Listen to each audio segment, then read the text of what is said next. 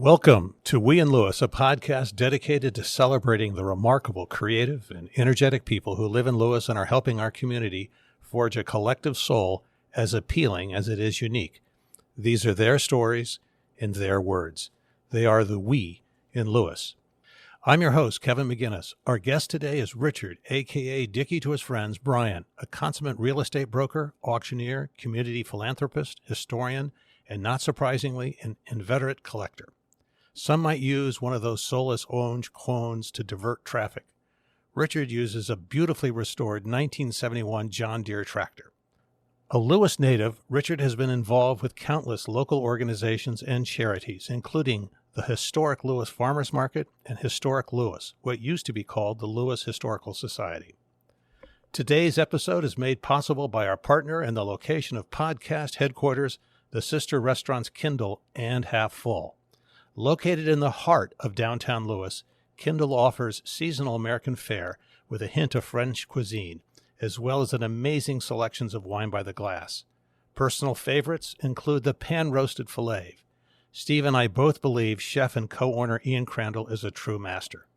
Right next door, Half Full focuses on gourmet pizza and wine, and is also known for its delicious soups, salads, and an amazing array of desserts.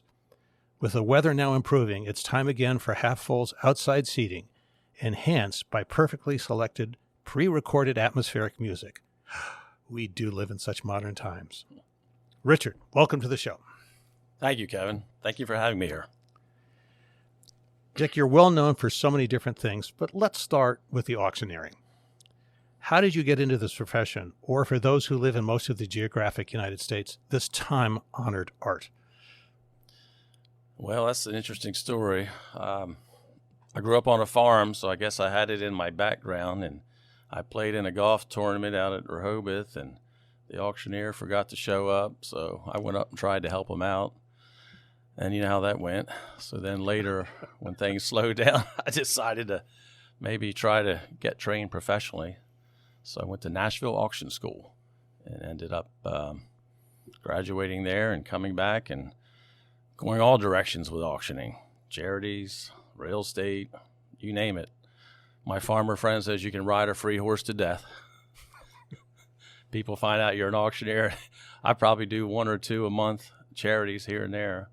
I thought I was pretty smart. I booked my flight out of Salisbury to go to Nashville Auction School. I think it was in February back in early 2000s. And I think we had a blizzard coming from the south.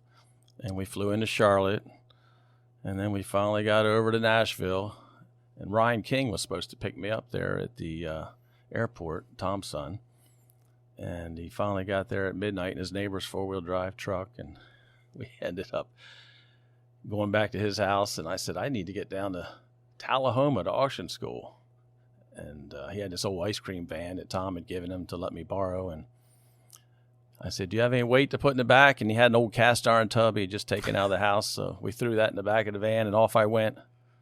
Followed the only snowplow they had in Tennessee down to Tullahoma. Got there in time for auction school the next morning. It was all good. But I do like it. It's fun. Now, as I understand, one of the first things you learn when you go to auction school is a bit of a tongue twister. Now, did you learn with Betty Botter, or did you use one of the others? I was one of the things the instructor sent us home with that first day. He said, take this home and learn it. And it's a little jingle, a little chant. You've heard it, I'm sure. You want to hear it again? Betty Botter bought some butter, but she said this butter's bitter. If I put it in my batter, it'll make my batter bitter. So she bought a bit of better butter, put it in her bitter batter, made her bitter batter better. So does better. Betty Botter bought a bit of better butter. A lot of my friends have tackled that, and they do pretty well with it. Well, I thought we would do something different today. Steve? No. All right. Come on, man. All right, I'll give it a try. Let's hear it. Betty Botter. Good start. I think we proved the point right there. Yeah. All right. Well, Betty and her butter is going to stay bitter for all I care. All right. Is this where you develop what I believe you call the chant? Well, they call that what you use for your filler words. That's your chant, and everyone's is different. half the time I don't even know what I say, but basically you take the Queen's language and destroy it. Would you give becomes what do you give? But it's mostly numbers, front end, back end. It's all numbers. You have to be able to do the numbers brackets, forwards, backwards, up and down, different brackets. What is that? What are number brackets? Like if you're selling something in $1,000, or if you're selling real estate in hundreds of thousands or millions, that's basically what we're trying to stay in those increments. So, as I understand, it seems that when you listen, as you just demonstrated, there's a rhythm to the chant, the loud first word, and then ongoing variations of speed and volume. And it seems to end with a very fast pace. Is that right? There is. And it's about breathing. You have to be able to breathe in between your chant. It's just a big series of events that happens. And everyone has a different chant. Some guys are just strictly all numbers. I mean, some of these auctioneers, you don't even understand them. Cattle auctioneers, car auctioneers. I think you can understand me. But I'm not fast. I'm not slow. I just get her done. If you were selling a seat here at the bar at Kendall, Mm-hmm. which, as we know, is a very expensive seat, only in happy hour, of course, how would you start? Well, I would look at the audience and I would say, are you ready to rumble? No, we would just more or less start it off in a nice pace and tell them what a wonderful place Kendall is and what an experience I had here last night with my filet mignon dinner, and just take it from there. You know, you try to say nice comments and embellish things in a favorable way, and you try not to insult the bidder. It's the bartender's job to get them ready to bid. My job is to get them to buy.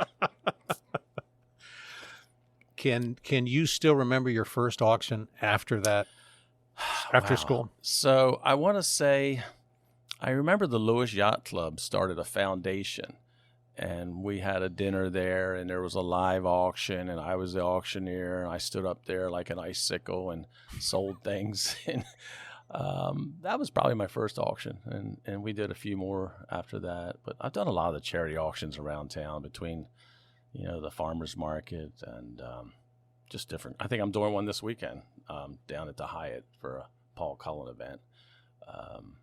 I'm doing one next month for the, they call it the Kentucky Derby event out at the Southern Delaware Therapeutic Riding Barn on Route 5. They have a big event out there each year, and we raise a lot of money out there. And the kids, you know, they have special needs and they have great programs, and it's enjoyable. It's always fun. Meet like a lot of nice people and always have nice dinners, and just keep on going. How long did it take before you didn't feel like an icicle, before you sort of felt comfortable with the job? It might have been 2 or 3 before I started to feel comfortable. I remember my instructor saying, "Richard, you're good on your feet." So, I mean, you have to get up there and roll with it, whatever's thrown at you. People, you really have to be pretty savvy to catch their bids and make sure you're not missing one. You have someone bidding, another person standing behind them. They think they're bidding, and it can get confusing at times. But I think I have it under control. Do you use helpers? We do. We have people that are in the ring helping, you know, make sure you don't miss a bid. I call him my wingman. Somebody's out there looking for bid, or they go up to the bidder and try to encourage them to increase their bid.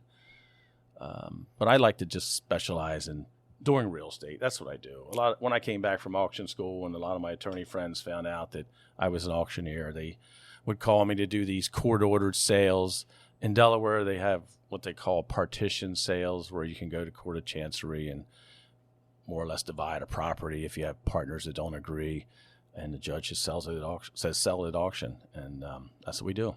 I've had family members standing there bidding against each other, and I've had them be successful, and I've had them be unsuccessful in buying the properties.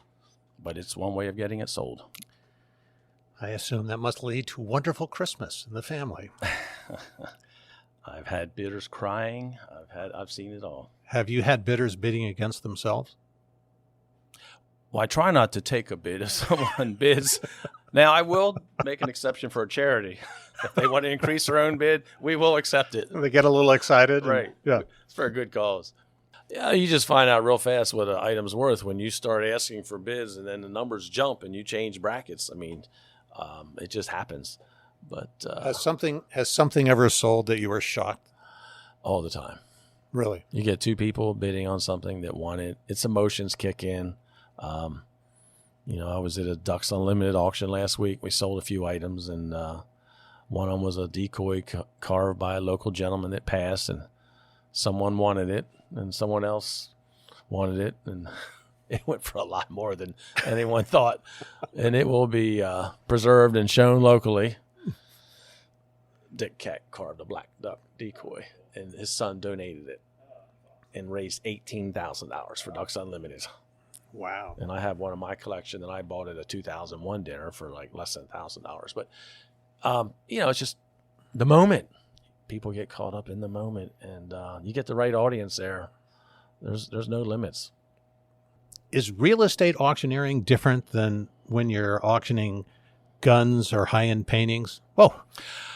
I don't really get into guns unless it's at a charity. Paintings, I love doing paintings because I collect art. I have an extensive art collection, and I just sold a Howard Schroeder painting of the Brooklyn Bridge at Whoa. the Beebe Hospital Ball. And I went up to Mike Mioli, and I said, he told me his daughter just graduated from New York Law School, and I said, you need to buy this for your daughter. So there's some prep work involved. You need to get your bidders lined up for you. And sure enough, Mike Mioli bought that beautiful painting by Howard Schroeder of the Brooklyn Bridge. Of course, I had to go do a little research on the Brooklyn Bridge, and it helped. But real estate comes natural. I do enjoy selling real estate. And normally, you're pretty much buying it as is, where it is, no guarantees, cash deals, settlement in 30 days.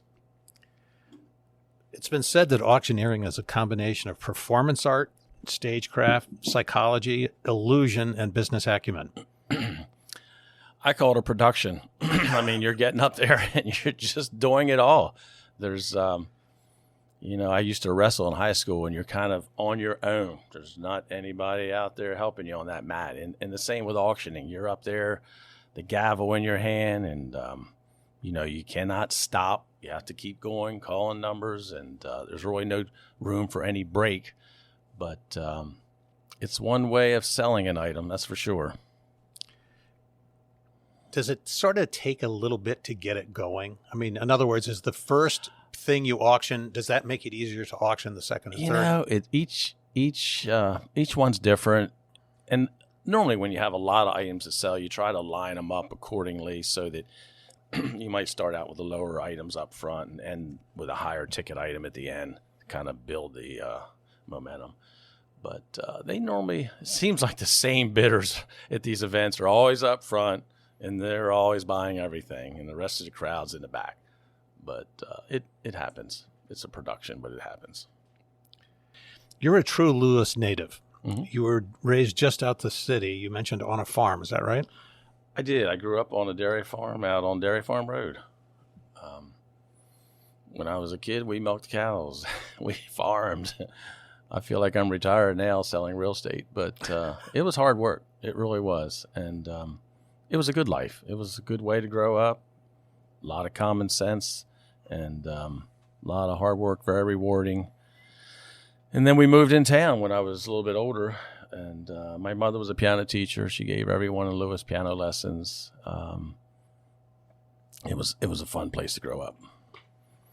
You mentioned you lost the house in a fire? We did. Back in the early mid-'60s, our house went up in flames. It was a windy day in February, and it was an electrical fire. I think some wires connected to the building, and they tried. Lewes Fire Company came out, and all the fire companies, they couldn't save it. And I remember people coming by. I think we moved in a house around the corner for a while, and then we bought in town. But people were just dropping stuff off at your door, just anything. It was a nice community in that way. When you moved into town, what did Lewes look like? Wow. So everything was pretty black and white. I think the house we bought was white with black shutters, and it was Mayberry. There was nothing. It was a quiet little town, and I had a friend that said he bought a house on the beach because he couldn't afford to buy in town. Well, I moved in here as a child myself, and then grew up, graduated here, and then ended up buying a house right around the corner from where I grew up and raised my children here. And they love it here. My son ended up buying a house not too far from where I live now, and he's raising his children here. So that's great. It's a great town to grow up in. It really is. Were the fish factories still here when you arrived? Yes. I think they were winding down probably in the 70s, but yeah, they were there, and you could smell them. And Doxy was down there. You could smell it. What was Doxy? Doxy was a clam processing factory down on the Broadkill, where the public boat launch is now. In fact, I sold that property to the state, and they made it a boat launch, and moved the boat launch out of downtown. And there's a Borden Foods over in Cape May. But yeah, that fish factory, I guess, like I said, it was winding down. It became, I think it was sold in the early 70s and bought by the Fisher family. They used it for fertilizer. I remember Ricky Fisher telling me his father bought that for like $1 million at a court-ordered sale. And, of course, he didn't know what he was going to do with it, but he ended up using it for his fertilizer business and later developed it as Cape Shores. And we sold those lots out there for them, 222 lots on the bay. Couldn't give anything away then. Now, what are they worth? You graduated from Cape, is that right? I did. Graduated from Cape at the school that's on Savannah Road now. And then after that, they built a new one. And now they built their second one.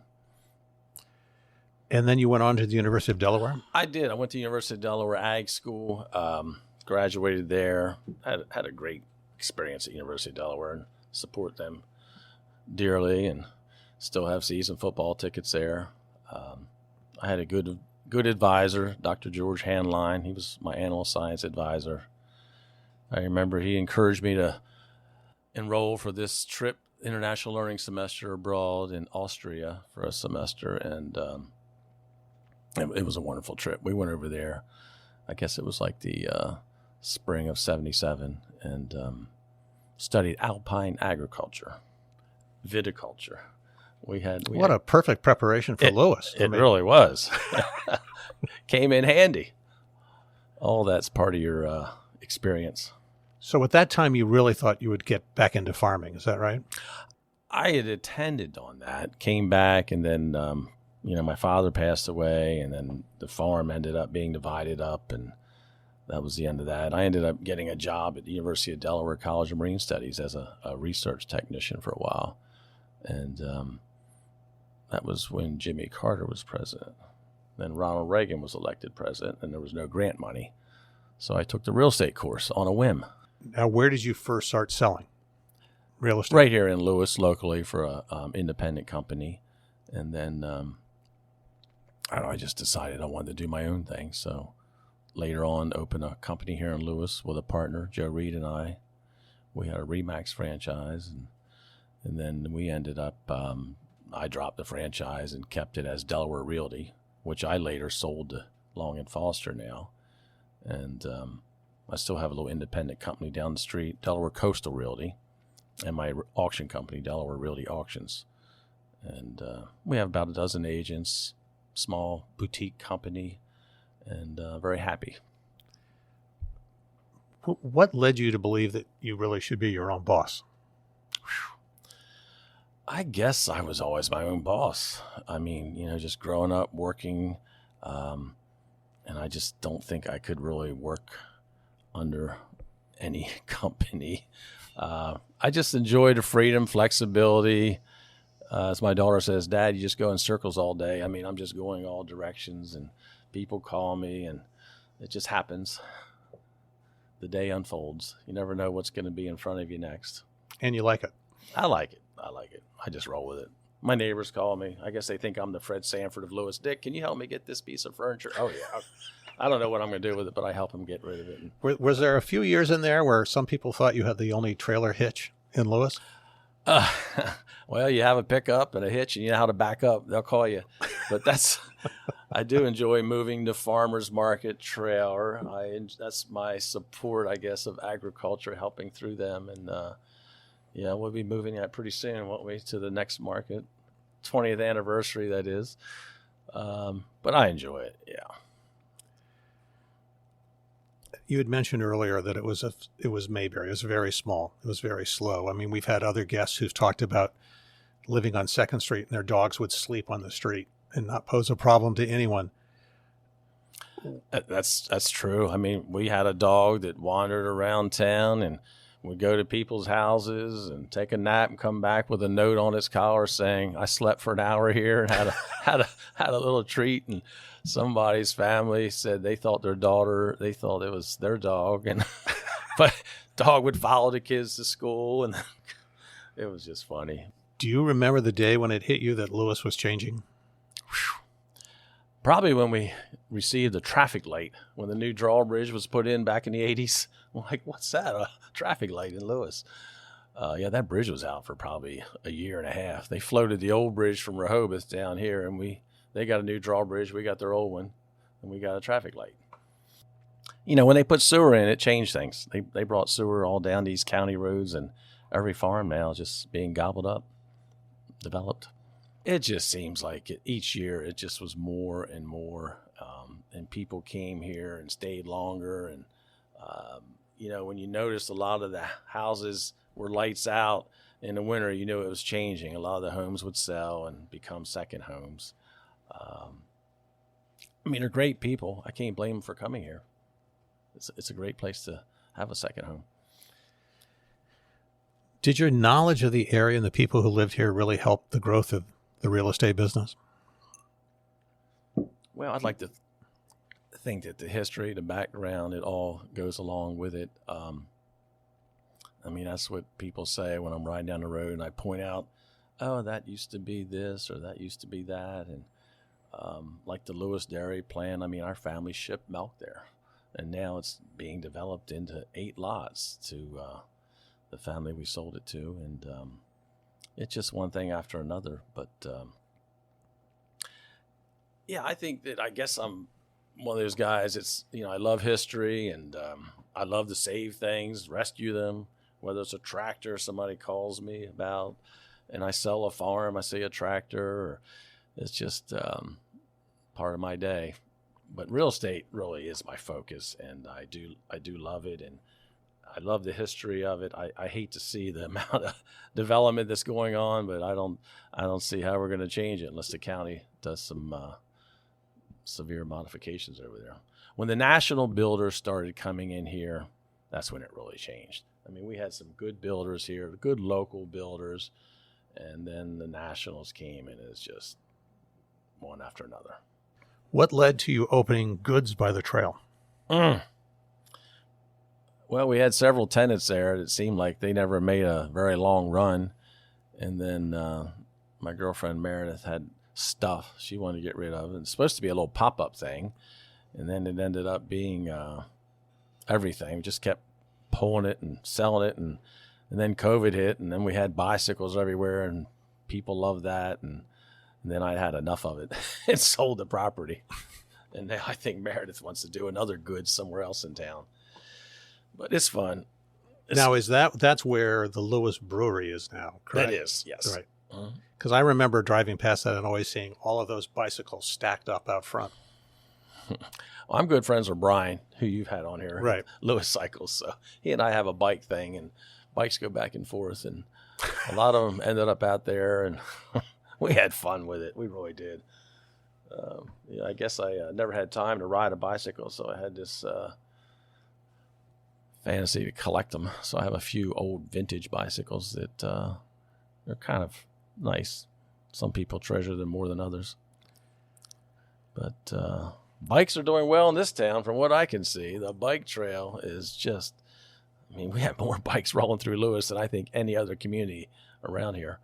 When did your fascination with tractors start? Oh my gosh. I don't know. I just, like I said, I try to rescue them. You know, I guess I ran into some people that were trying to get rid of some, and I took them, and next thing you know, I had one or two, and then I remember Richard Perez had one. He called me, he says, I want to get rid of my tractor. I said, I don't need any more. And he drove it out of my office and parked it and says, here it is, you're going to buy it. So I still have it. But I think I'm full. I don't have any room for any more right now. Do you like restoring them? I just like tinkering on them. I don't like to restore. I like them in their original work clothes. I don't like them all shiny and painted up. I just like a good old work tractor. And we use them. I mean, we have some land still out at the farm, and I like to say we play around with them, but we do. They come in. Are you still farming? No, we just have some land. We rent it out and go out there with the kids and grandkids, and if you can get there on a weekend. So traffic's so bad you can't get to it. In the summertime, that is. So how many tractors do you have? Let me see. It takes both hands to count them. I think that covers them. That's all of them. I think there's probably about 10 out there. And you build a new shed. I did. To yeah. put them all in. I have a long story short. When I was building that office building, an opportunity presented itself to buy the lot next to it. So I bought that. And then we put up a warehouse, and we were renting a few bays out. And then we ended up with a private collection in there. My Jay Leno car collection's in there. Is it like Jay Leno's cars? Not as nice. We have a few. It's fun. So anytime anyone has anything automotive related, they give it to me. And then if I don't want it, I give it to my friend Harry down in Below Book. We just all trade stuff around town. So if you're lucky enough to get into your office, you'll find you have an amazing collection of maps, documents, history, memorabilia of the town. When did this start? I don't know. It just kind of like presented itself each opportunity. I remember when Doug Wingate was closing his office, the surveyors, Wingate and Eschenbach, and I was down there. I was like, what are you going to do with all this stuff? He goes, I'm throwing it in the dumpster. So I'm loading file cabinets of files and maps. And so I have quite an extensive collection of those. And then I guess when Hazel Brittingham passed, I got quite a few of her books that were left over from her collection. And yeah, I just, my friends call them trinkets. But no, I'd like local memorabilia. I try to save the Delaware stuff. Anything that's local pertaining to, our past, which some people have an appreciation for more than others. You have a hitching post? Oh, I do, yes.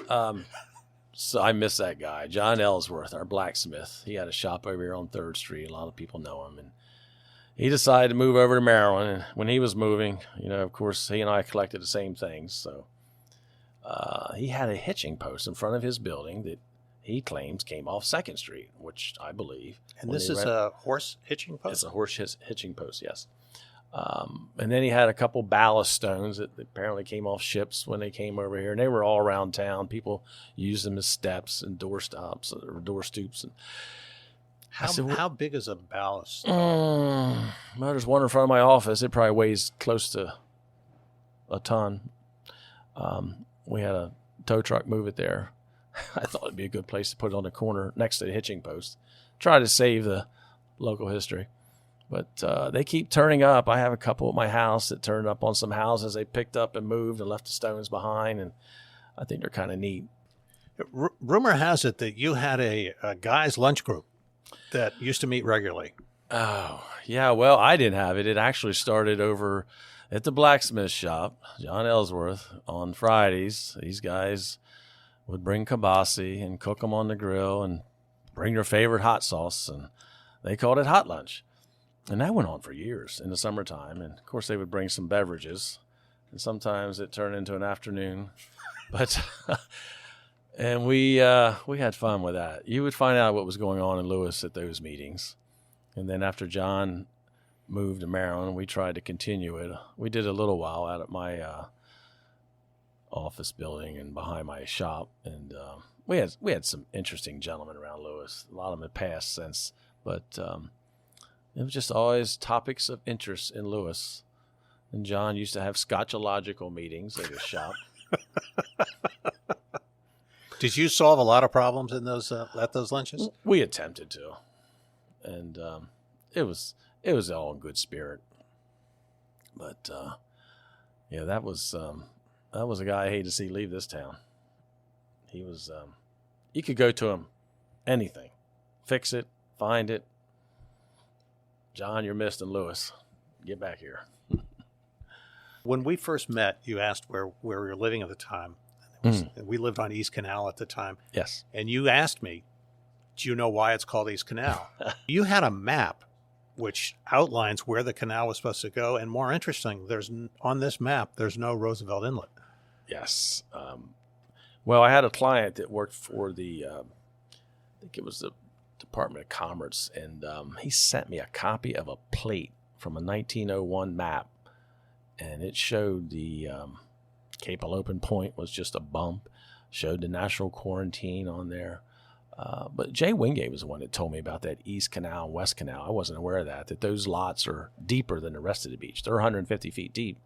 And, the inlet, they built tall ships in Melton, 251 of them to be exact. And when they would float them out before Route 1 bridge, they would go out and go right into the bay somewhere up around Broadkill Beach.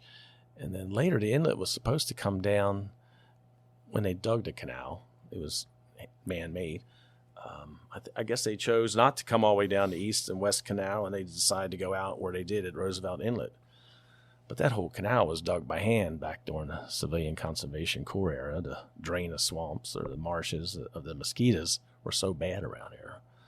If you go back, I think like in Revolutionary times, it wasn't a canal per se, but there was a creek, right? Or was there a canal? It was the Lewes Creek. Lewes Creek. It just meandered to Rehoboth, and they changed the course of it a couple places. But my father told me that when his father bought a farm, my grandfather, that they didn't want the farms on the water. I mean, the bugs were so bad for the horses that they would buy the farms inland. Is that why Lewes was no longer the county seat?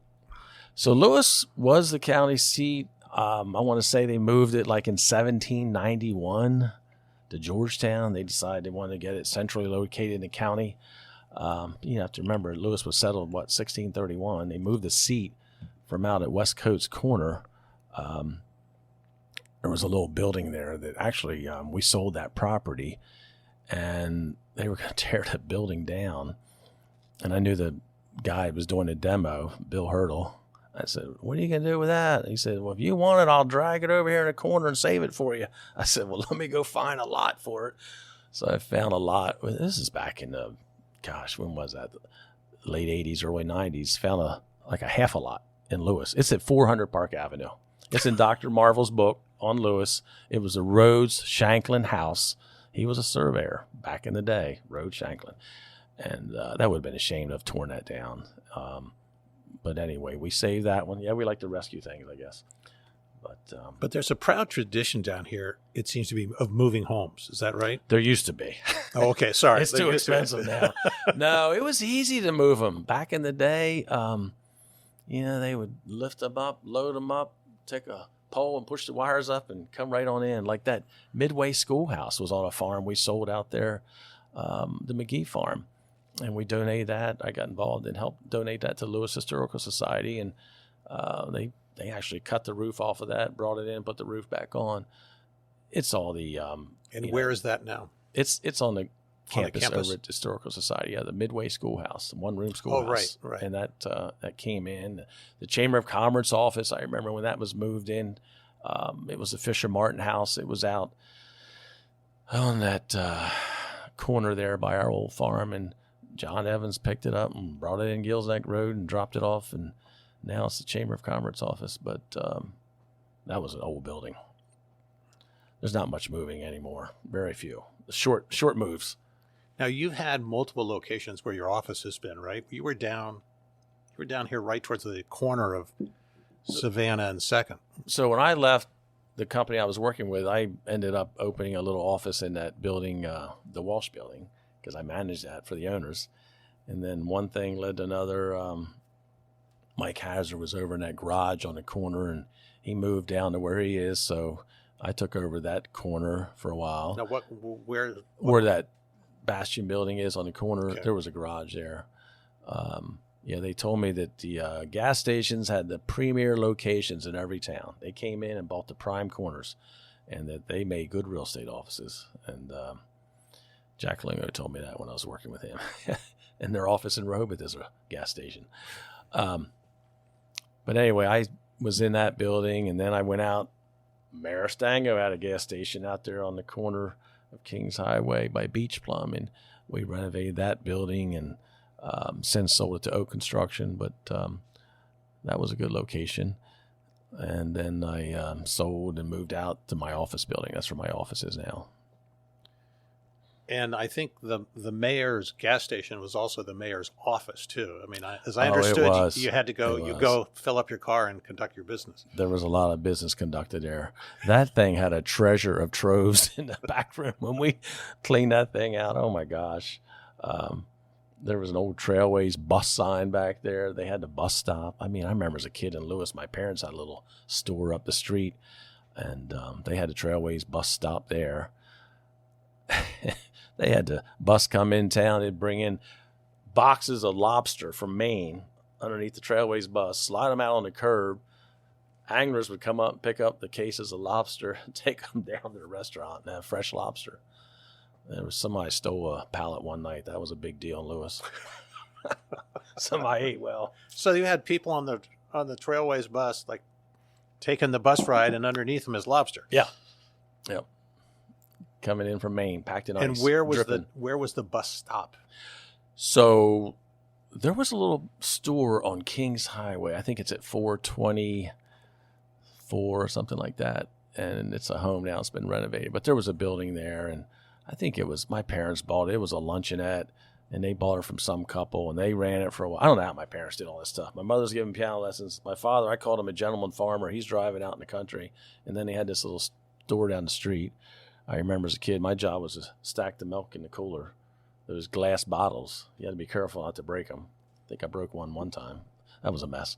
But anyway, it stopped there. And then when they closed that later, they stopped out at Stango Station. There was a Trailways bus depot stop there. And it used to go to Rehoboth and stop, but you don't see that come through here anymore. Was the railroad still working when you were here?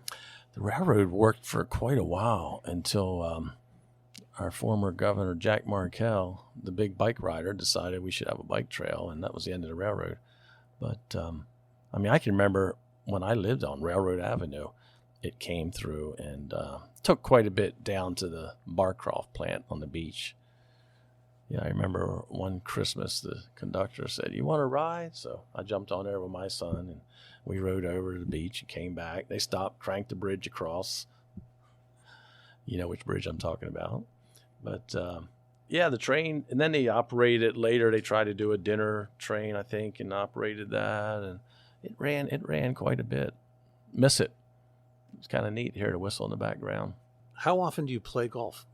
Well, I used to play tennis and golf, so I think I retired from tennis, but I do play golf regularly now. Try to play once or twice a week out at Rehoboth. Very nice course.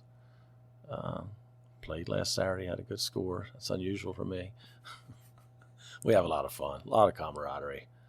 Beautiful setting out there on the bay.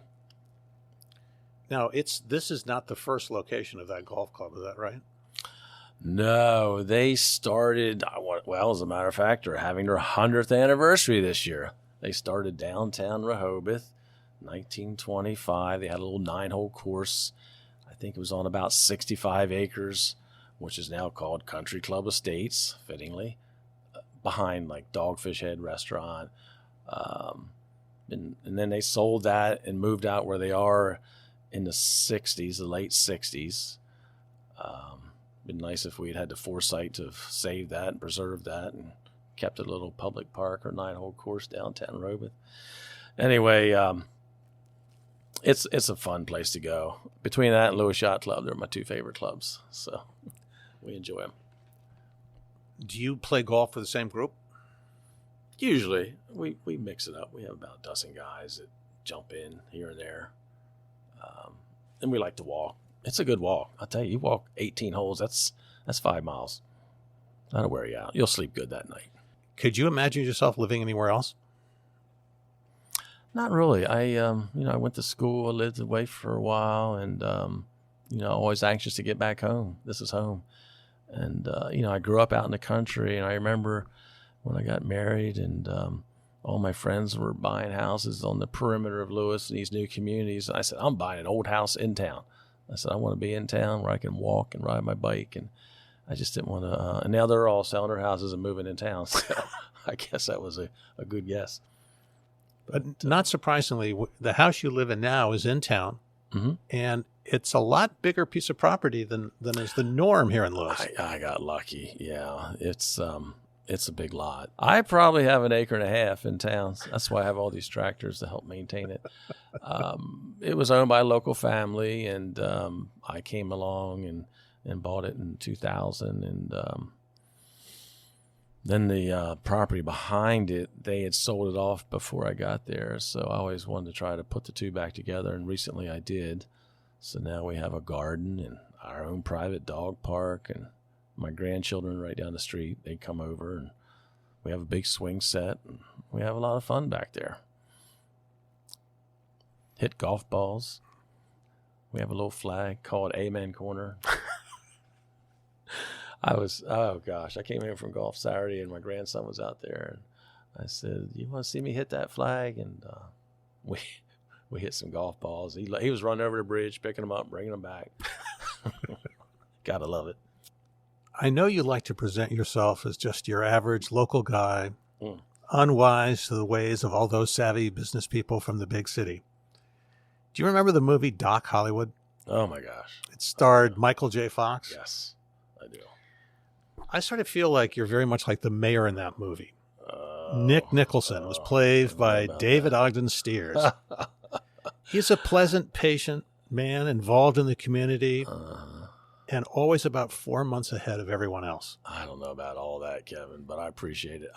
I consider myself just a polished farm boy, and I try to help people and give things away and get things where they need to go, send things in the right direction, preserve them, whatever. I served on the Lewes Planning Commission for 12 years and served on the Lewes Historical Society. I don't see myself getting into his seat as being in politics, but I would love to help out more, but you can only do so much. But I know you really like to overplay the just a small town boy role and so on, but you know what's going on. Come on, Dick. I do have people that reach out to me quite a bit asking for things they want to borrow or tell me what's going on or ask me what's going on. I mean, I hear a lot, but I try not to, embellish it unless I know it's factual. But it's a good thing, I guess, to have people that, come to you and ask you questions and trust your judgment and advice and know you're going to know the answer. And usually I can help them and steer them in the right direction. And that's what I like to do, is try to help people. Did any of your kids want to join the business? Well, my son, Tyler, had his real estate license for a while, and I don't think that was his cup of tea. I said, well, here's a real estate company if you want it.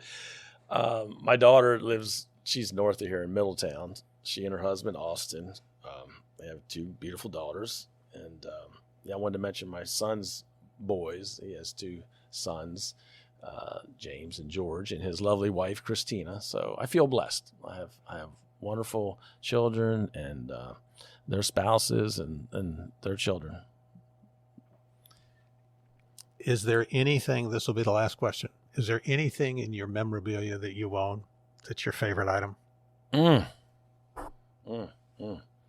Well, they're all just tangible items, and they really shouldn't mean that much to you. But I think I'm mesmerized by numbers. I feel like ever since a little kid, I saw license plates, and I memorized numbers, and I know probably every tag in town who has it. I have a few nice tags that I like to treasure, but they're just tags. It's fun. But license plates are a big deal, right? They're a big deal in Delaware, but that could change. It's just fun for the moment. But have you auctioned any license plates off that have made some interesting money? Well, again, I do a lot of charities, so DMV will give you a license plate for a charity event, and we've sold some pretty good tags at some charity events and raised quite a bit of money for them. But I've been to some of Emmert's sales down in Rehoboth where he sells these tags, and they bring a lot of money. What do they go for? Well, the last 2-digit tag that I was there for sold for over $400,000, and I knew the gentleman that bought it, and I was over there trying to help him when he bought it. He had his arm in the air. I said, "You don't need to do that. Let's get your arm back down." And we'll get... So anyway, 3 digits. Wait. So he just had permanently had his arm in the air? He wanted to make sure he wasn't missed. I'm not going to say any names. But, the 3-digit tags. Oh, my gosh. I don't know how we got on the license plates, Kevin. He shouldn't have started this. But they're like, I think they just sold one last weekend in the 60s, 70s. I mean, it just depends on the number. And if it strikes you and hits you. And people like to try to get pairs and birth dates. And it's always fun. We have a lot of fun with tags. It's a Delaware thing. It's $400,000 for a license plate tag. I'm still trying to wrap my head around that. It's worth more than that today. No. This is a few years ago. Oh, yeah. They're good investments. And what's nice about them is if you need some money, you can sell them. So you don't have to go to the bank, just sell a tag. How do we get on the license plates? I wonder why. Dick, thank you for being our guest today, for talking about Lewes and your incredible life. Oh, thank you for having me here. I enjoy it and appreciate being part of the community and love this place. Matt, nice establishment here. I love your program. Been listening to quite a few of them and look forward to seeing you around town. Thank you. It was your episode today was as fascinating as one would expect when you're involved, my friend. And I think if there was ever even a shred of doubt, we now have irrefutable proof that in addition to so many other professions, I don't have the chops to make it as an auctioneer. Thanks to our partners, Kindle and Half Full, for their support of this episode. Remember, both restaurants are appropriately in the heart of town. You won't be disappointed choosing either one. And if you can remember, next time you dine in Kindle or Half Full, please let them know you listen to the podcast. And thank you for listening. Great news. We finally have the real proof that spring has arrived. It's not flowers. It's not warmer weather. It's not the return of Major League Baseball. We know it's spring in Lewes when Steve's Mustang is coated in yellow pollen. From our temporary seats here at the bar at Kindle, which doubles as the show's headquarters, this has been We in Lewes, the podcast.